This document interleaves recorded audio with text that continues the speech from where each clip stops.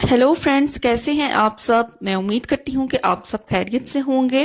Welcome back to my channel Mishi daily routine.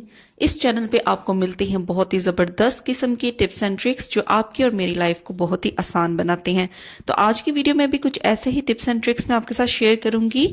सो चलिए start करते हैं आज की इस वीडियो को, ताकि आप भी इससे फ़ायदा उठाएं और मुझे भी इससे फ़ायदा होए और उन लोगों के साथ भी शेयर किया करें जिनको इन टिप्स एंड ट्रिक्स की ज़रूरत है। So let's get started.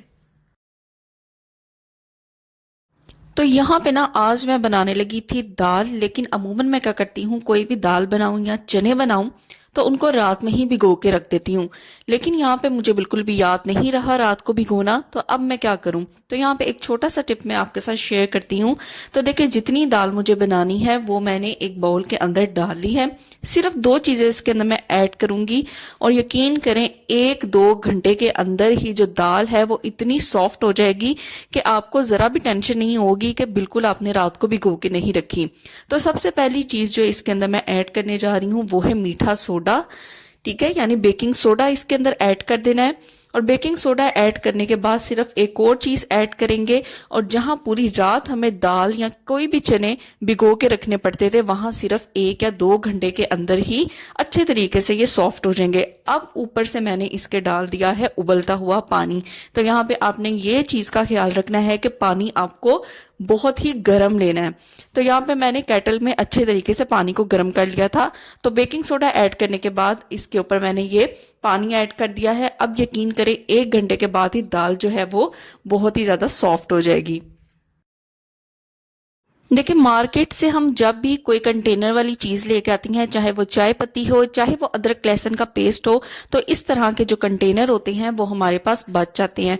तो अमूमन हम क्या करते हैं, जब भी कोई नई चीज हमने इन कंटेनर्स के अंदर फिल करनी होती है तो हम इसको जरा सा टिश्यू पेपर से डस्ट कर लेते हैं और नई चीज इनके अंदर फिल कर देते हैं।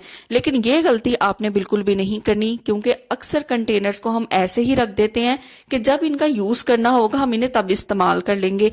तो क्या पता जो प्रोडक्ट इसके अंदर पहले थी उसका पाउडर जो है वो इसके अंदर लगा रह जाता है और वो एक्सपायर होने के चांसेस भी होते हैं। तो इस तरीके से जब भी कोई न्यू चीज आप किसी कंटेनर के अंदर फिल करें तो ये मेक श्योर करें कि सबसे पहले आप उसको अच्छे तरीके से वॉश कर ले, उसके बाद ही नई चीज या नया प्रोडक्ट उसके अंदर फिल करें। क्योंकि पड़ी पड़ी चीजें जो कंटेनर के अंदर लगी रह जाती हैं पाउडर फॉर्म में, वो अक्सर एक्सपायर भी हो जाती हैं और काफी देर बाद अगर हम कंटेनर का यूज करते हैं तो नया प्रोडक्ट जो है वो भी एक्सपायर्ड प्रोडक्ट के कंटेमिनेशन में आ जाएगा, जिससे हमारा वो प्रोडक्ट भी खराब हो सकता है। तो यहाँ पे कंटेनर को अच्छे तरीके से मैंने वॉश कर लिया था, और वॉश करने के बाद आपने ये चीज भी ख्याल रखनी है कि इसे अच्छे तरीके से ड्राई कर लेना है। अगर तो आपके पास टाइम ज्यादा है तो इसको एयर ड्राई होने दें, नहीं तो इस तरह का जो किचन टॉवल होता है उससे आप अच्छे तरीके से इसको ड्राई कर लें और फिर ही नया प्रोडक्ट इसके अंदर फिल करें। तो ये देखें, जो दाल बची हुई थी, बाकी की तो मैंने भिगो ली थी, अब ये जो बची हुई थी वो मैंने इस तरह चाय पत्ती के कंटेनर के अंदर फिल कर दी है। तो देखिए, छोटी छोटी चीजें होती हैं जिनका खास तौर पे ख्याल रखना बहुत ही ज्यादा जरूरी होता है। तो इस तरीके की जो सेलो टेप होती है उसका भी घर में अमूमन हम इस्तेमाल करते रहते हैं, या बच्चे यूज करते हैं आर्ट एंड क्राफ्ट के वर्क के लिए। एक मसला जो सेलो टेप के साथ आता है वो ये है कि जब भी हमें इसकी जरूरत पड़ती है हमें इसका जो एंड है वो नहीं मिलता। तो मैं ना यूट्यूब पे सर्च कर रही थी कुछ टिप्स एंड ट्रिक्स, तो वहां में मुझे ये एक टिप मिला, तो मैं इसको खुद भी फर्स्ट टाइम आजमाने लगी हूँ और आप भी देखें कि ये वर्क करता है कि नहीं। अच्छा जी, ऐसा क्लेम किया गया है कि अगर आप सेलो टेप को फ्रिज में या फ्रीजर के अंदर रख दें 5 से 10 मिनट के लिए, तो आप इसका जो सिरा है, जो एंड है, वो ढूंढ सकते हैं। तो यहाँ पे मैंने 10 मिनट के लिए इसको फ्रीजर के अंदर रख दिया था। 10 मिनट यहाँ पे हो चुके हैं। अब मैं सेलो टेप को बाहर निकाल लेती हूँ और देखती हूँ कि ये किस तरीके से वर्कआउट करता है।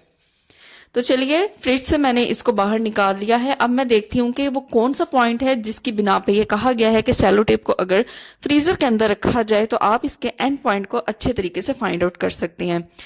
तो इस तरीके से आपको पता है कि जब भी हम फ्रिज या फ्रीजर के अंदर से कोई भी चीज बाहर निकालें तो उसके ऊपर एक पानी की लेयर आ जाती है, एक फोग सी आती है। तो इस फोग के अंदर ना काफी ज्यादा आसान हो गया था मुझे पॉइंट आउट करना कि कहाँ पे जो एंड पॉइंट है वो सेलो टेप का है। तो बहुत इजीली वो जो लाइन होती है वो विजिबल हो जाती है और मुझे इसका जो एंड पॉइंट था वो मिल गया।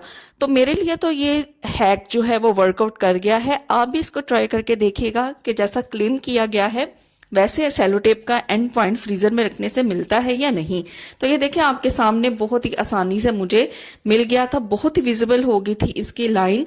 तो आप भी इसको ट्राई करके जरूर देखिएगा और मुझे कमेंट सेक्शन में जरूर बताइएगा कि ये हैक आपके लिए वर्कआउट किया कि नहीं। अच्छा जी, जिन लोगों को ग्लासेस लगे होते हैं उनको बेशुमार ग्लासेस से रिलेटेड जो मसले मसाइल है ना वो पेश आते ही रहते हैं। तो यहाँ पे जिस मसले की बात करने जा रही ना वो ये है कि अक्सर आपने देखा होगा कि जिन लोगों को ग्लासेस लगे होते हैं, जब भी ग्लासेस के ऊपर थोड़ी फोग आती है या डस्ट आती है तो बजाय ये कि इसको प्रॉपर तौर पे क्लीन किया जाए, हम क्या करते हैं अपनी कमीज का जो पल्लू है या दुपट्टे का पल्लू है उसको उठाते हैं और उससे जो है वो ग्लासेस को साफ करने लग जाते हैं। इससे नुकसान क्या होता है कि ग्लासेस के ऊपर स्क्रैचेस आने लग जाते हैं जो बाद में बहुत ही बुरे लगते हैं और देखने में भी बहुत ज्यादा प्रॉब्लम होती है।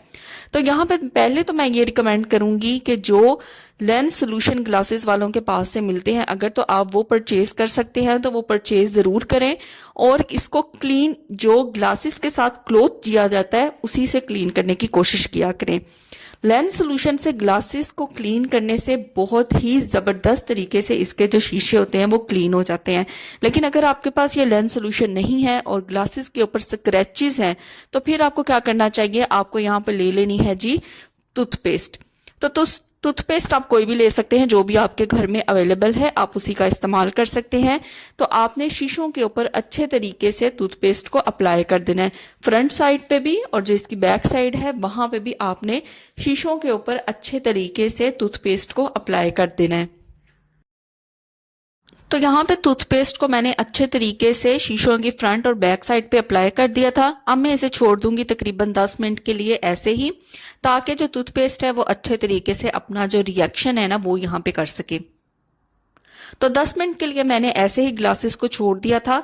अब मैं इसको अच्छे तरीके से वॉश कर लूंगी और जैसे जैसे मैं इसको वॉश करती जाऊंगी मैंने ये खुद फील किया था, एक तो क्लैरिटी जो है वो शीशों के अंदर बहुत ज्यादा आ गई थी और दूसरा ये कि जो भी स्क्रैचेस थे ना वो भी खत्म होना शुरू हो गए थे।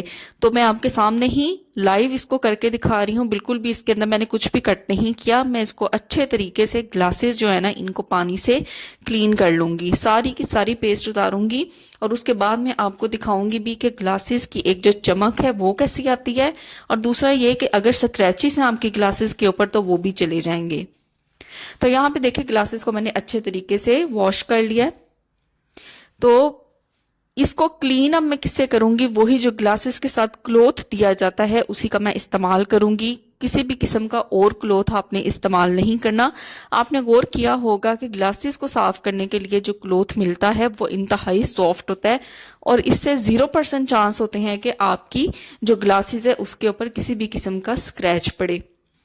तो ये देखें कितना विजिबल है, कितनी क्लैरिटी है और जो भी इसके ऊपर स्क्रैचेस थे वो भी खत्म हो चुके हैं। तो बहुत ही बेस्ट वे है, इस तरह से आप ग्लासेस को क्लीन कर सकते हैं।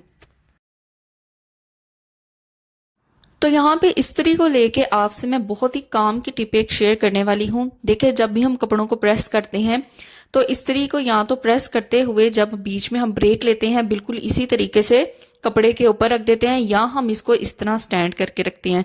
लेकिन इस तरह स्टैंड करके रखने से आपको पता है कि जो इस्त्री की जो वायरिंग होती है ना वो खराब होना शुरू हो जाती है और इस्त्री बहुत जल्दी फिर जवाब दे जाती है। और अगर हम इसको प्रेस करते हुए इस तरह रखें तो अक्सर इस तरह होता है कि नीचे वाला जो कपड़ा होता है ना वो जलने का खतरा होता है। तो यहाँ पे एक छोटा सा हैक मैं आपके साथ शेयर करूंगी जो मैं भी फॉलो करने जा रही हूँ। बहुत ही सिंपल और बहुत ही इजी हैक है कि जब भी आप कपड़ों को प्रेस करें सिंपल आपने एक चीज का इस्तेमाल करना है। तो देखें इस तरीके के जो लिड हमारे पास होते हैं, जब भी हम मार्केट से कोई चीज लाते हैं और जो कंटेनर खाली हो जाता है तो इस तरीके के लिड उनके जो होते हैं इनको हम यूज कर सकते हैं। तो आपने यहाँ पे प्लास्टिक का लिड यूज नहीं करना, जो इस तरह के एल्यूमिनियम के लिड होते हैं आपने उसी का इस्तेमाल करना है। तो जब भी कपड़ों को प्रेस करें तो इसको एज अ स्टैंड के तौर पे इस्तेमाल करें। इससे ना ही आपको इस्त्री को खड़ा करना पड़ेगा और ना ही डायरेक्ट ये कपड़े के कांटेक्ट में आएगी, जिससे कपड़ा जलने का भी कोई डर नहीं होगा और इसकी जो वायरिंग है वो भी खराब होने का कोई खर्चा नहीं होगा। तो चलिए नेक्स्ट टिप यहाँ पे इस्त्री से रिलेटेड ही मैं आपसे शेयर करती हूँ। देखिए अक्सर हमारे सूट इस तरह के होते हैं जिनके ऊपर थोड़ा सा तिला वर्क होता है, और अगर डायरेक्ट इस्त्री हम इसके ऊपर लगाएं तो आपने देखा होगा कि हमारा ये जो काम है ना सूट के ऊपर, ये खराब हो सकता है। तो कभी भी डायरेक्ट जो इस्त्री है ना वो इस तरह के कपड़ों के ऊपर ना किया करें। एक चीज मैं आपको यहाँ पे बताऊंगी, उसका इस्तेमाल करेंगे ना तो इस तरह के जो कपड़े होते हैं ना उनको इस्त्री करना बहुत ही आसान हो जाएगा। प्लस इसका एक और फायदा भी होगा जो आप जानकर हैरान हो जाएंगे। तो यहाँ पे मैं यूज करने जा रही हूँ एल्यूमिनियम फॉइल। तो एल्यूमिनियम फॉइल मैं हमेशा अपनी वीडियोस में जिक्र करती हूँ कि ज़रूर लेके आया करें, इसके बहुत ही ज़बरदस्त फ़ायदे हैं। तो मैं अपनी मंथली ग्रोसरी में ज़रूर एक दफ़ा एल्यूमिनियम फॉइल लेके आती हूँ। तो यहाँ पे देखें इस्त्री के साइज़ के अकॉर्डिंग ना मैंने एल्यूमिनियम फॉइल उतार लिया है। अच्छा, एक तो इस तरह के कपड़ों को प्रेस करने में ये एल्यूमिनियम फॉइल बहुत ही काम की चीज़ है। प्लस इसका एक और बेनिफिट है, जैसे कि आपको पता है कि समर सीजन है और समर सीजन के में बिजली का जो बिल है वो बहुत ज़्यादा आता है। तो इसका एक और फ़ायदा भी होने वाला है जी, बिल बहुत कम आएगा। वो किस तरीके से, आपने क्या करना है कि जब इस्त्री ठंडी हो तो आपने इस तरीके से इसके ऊपर एल्यूमिनियम फॉइल कवर कर देना है। तो नीचे वाला जो इसका हिस्सा है उस पर अच्छे तरीके से एल्यूमिनियम फॉइल को रैप अप कर देना है। अब मैंने इस्त्री को ऑन कर दिया है। तो इस तरह के जो सूट होते हैं उनको डायरेक्ट आयरन से आप इस्त्री ना करें। तो इस तरीके से करेंगे ना तो ये देखें बिल्कुल भी आपका ये जो वर्क है ना सूट के ऊपर वो खराब नहीं होगा। और दूसरा ये कि अगर आप थोड़ी देर के लिए इस्त्री को चला के इसको बंद भी कर देंगे ना तब भी एल्यूमिनियम फॉइल की वजह से इसके अंदर इतनी हीट होगी कि आपका पूरे का पूरा जो ड्रेस है ना वो प्रेस हो जाएगा और इस्त्री भी नहीं चली होगी। तो इस तरीके से बिजली का जो बिल है ना वो भी कम आता है, क्योंकि हमें पता है कि जो इस्त्री होती है ना वो बहुत ही ज्यादा बिजली खींचती है। तो ये देखें आपके सामने मैंने लाइव इसको प्रेस करके दिखाया है, ना ही इसका वर्क खराब हुआ है। और इस्त्री को मैं अगर बंद कर भी दूंगी तो ये काफी देर तक गर्म रहेगी एल्यूमिनियम फॉइल की वजह से, जिसकी वजह से बिजली का जो बिल है वो भी कम आएगा। महंगाई इतनी ज्यादा हो गई है कि अगर हमें इन छोटे छोटे टिप्स का पता हो तो हम अपनी मनी को बड़े अच्छे तरीके से सेव कर सकते हैं। तो उम्मीद करती हूँ कि ये वीडियो आपको पसंद आई होगी। और जाते जाते वही रिक्वेस्ट है कि पसंद आए तो वीडियो को लाइक, शेयर और कमेंट जरूर करिएगा। अमेजिंग टिप्स एंड ट्रिक्स मैं आपके साथ फिर से शेयर करूंगी। बहुत ही आने वाली वीडियो जबरदस्त होने वाली है। तो आपने चैनल को जरूर सब्सक्राइब करना ताकि मेरी आने वाली जो वीडियो है वो आप तक जरूर पहुंचे। बहुत ही अमेजिंग टिप्स एंड ट्रिक्स अगली वीडियो में आपसे शेयर करूंगी। Till then take care, bye bye.